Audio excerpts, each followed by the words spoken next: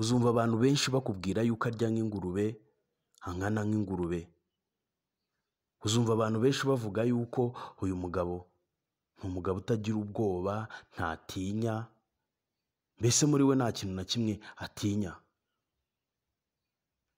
Uzabona ari kuri platform za social media zose zitandukanye arimo araha abantu imyanya ya ba nyina, ibitutsi, bigaragara yuko uwo muntu adafite uburere, atarezwe.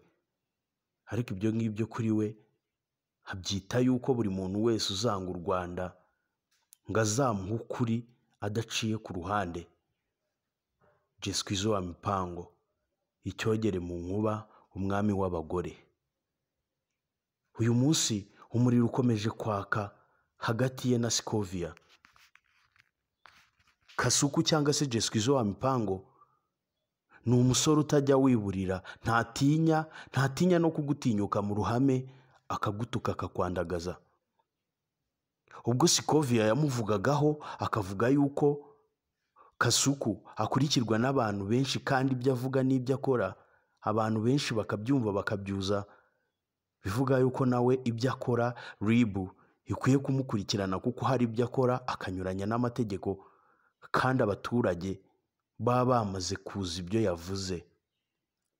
Nk'umugabo utagira ipfana nawe yaragize ati, mbabarira cyane Scovia, rebana n'abo uyobora bo muri LMIC, cungana nabo kuko njyewe ntago unyobora, nta nubwo njyewe ndi umunyamakuru.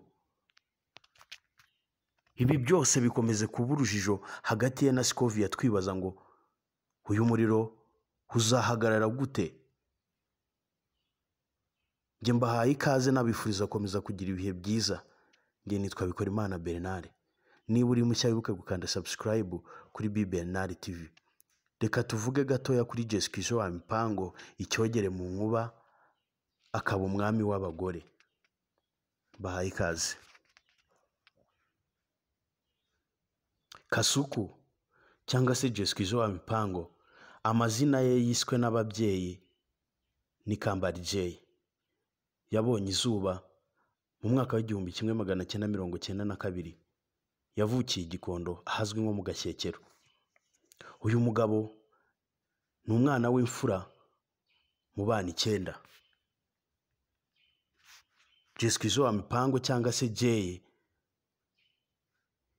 bivugwa yuko umuryango we wose wasengaga, ukubaha Imana, ukavuga Imana. Bakaba barasengeraga mu itorero ryitwa Abayehova. Mwakunze kubona ibiganiro bimwe na bimwe bivuga yuko Kasuku yigeze kubaho n'umuvugabutumwa, nk'harimo ikiganiro yakoze agicishije kuri Kasuku Media TV. Hati ijwi ry'Imana ryankoreyemo, nawe ejo rizagukoreramo. Uyu munsi nuryumva ntiwinangira umutima, ahubwo urushaho kuryumva no kuryakira, wakira ibitangaza by'Imana. Kasuku yaje kuba umuvugabutumwa utangaje hano mu Bayehova. Mu kubaho k'ubuzima bwa Kasuku, ishuri rye rya mbere ry'ikiburamwaka ryize kwa Carlos. Yaje gukomereza muri Gatenga ya mbere, aho yaje gukora ikizamini aragitsinda, biba ngombwa yuko aza kujya kwiga kuri Aspad. Ariko bitewe n'imibereho n'ubuzima nyirakuru wa Kasuku cyangwa se Kambari, ubuzima bwa nyirakuru yari afite yari abayemo byaje kuba imbogamizi ituma Kambari hataza gukomeza amashuri ye muri Aspad. Biza kumubera ingaruka mbi yo kuva mu ishuri, aragaruka haza kwita kuri nyirakuru. Yaje gukomeza ishuri rye yegereye nyirakuru, arikomereza muri Gahengeri, ubu ni mu karere ka Rwamagana. Yashoje amashuri ye yisumbuye mu mwaka w'2013.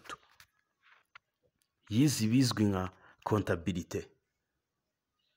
Kasuku mu buzima butari bworoshye yari arimo, bivugwa yuko uyu mugabo yaciye mu mibereho itari yoroshye. Ati, nakuriye mu buzima butari bworoshye, bugoye, kubona icyo kurya byari hatari, byari ingume.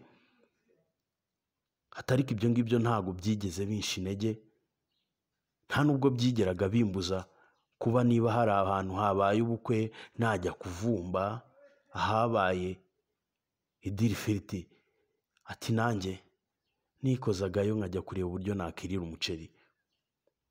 Uyu Kambari mu mibereho yigoye yakomeje kurwana n'ubuzima no kwishakisha kugeza igihe yaje kubona amahirwe aza gukora ikizamini kimwemerera kuba ugitsinze ashobora kujya kwiga hanze.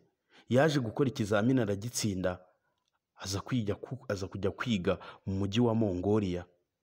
Yahize ubuhinzi n'ubworozi.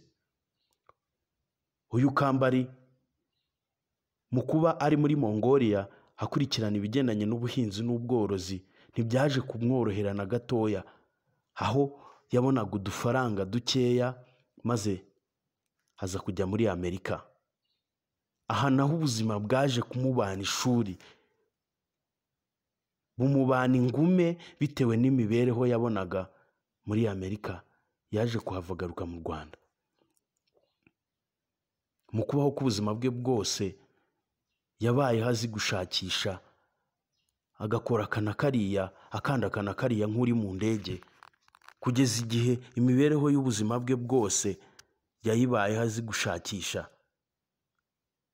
Uyu mugabo ni umugabo ufite ubwenge, bivuga yuko azi ubwenge bwinshi nk'amaforumire yize uyu munsi akiyafite mu mutwe we, ngo asobanukiwe byinshi muri we, ndetse gufata mu mutwe akaba ari ikintu cye, ngo akaba afite ubunararibonye bwo gufata amanimero menshi mu mutwe we. Kambari J, umugabo utajya utinya, umugabo udatinya na gatoya.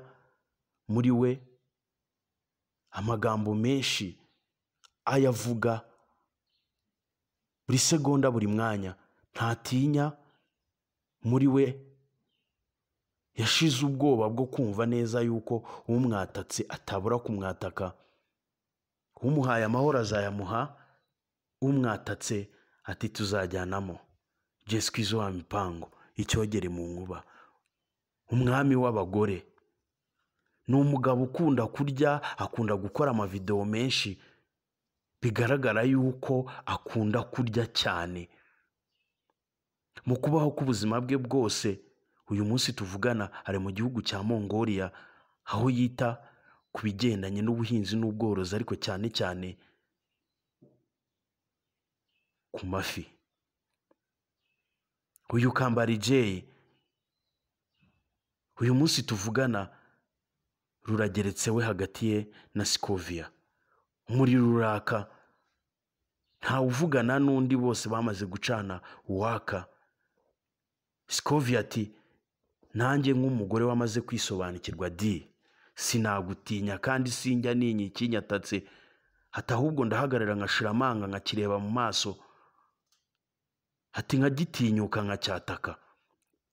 Ati bisobanuye ko rero niba nawe utagendera ku murongo nyawo w'abanyamakuru, ati kuko ibyo uvuga ntago bibereye abanyamakuru. Jesquizo wa Mipango mu kubaho k'ubuzima bwe bwose uzumva arangwa n'amagambo y'urukozasoni, ariko iyo bigeze ku bantu banga u Rwanda, uyu mugabo yica n'amagini. Ntatinya kugaragaza ukuri kwe kose kuri social media, atukana, akoresha ibitutsi bibi. Jesquizo wa Mipango ubundi niki cyamumaze ubwoba? Tugendeye ku buzima bwe yaciyemo butari bworoshye, ariko uyu munsi akaba ari umugabo tubona utagira ubwoba, udatinya. Ubundi niki cyamumaze ubwoba? Njye ndabashimiye, ndabifuriza gukomeza kugira ibihe byiza, ni mwese mudukunda. Njye Ndibikorimana Bernard, umunsi mwiza.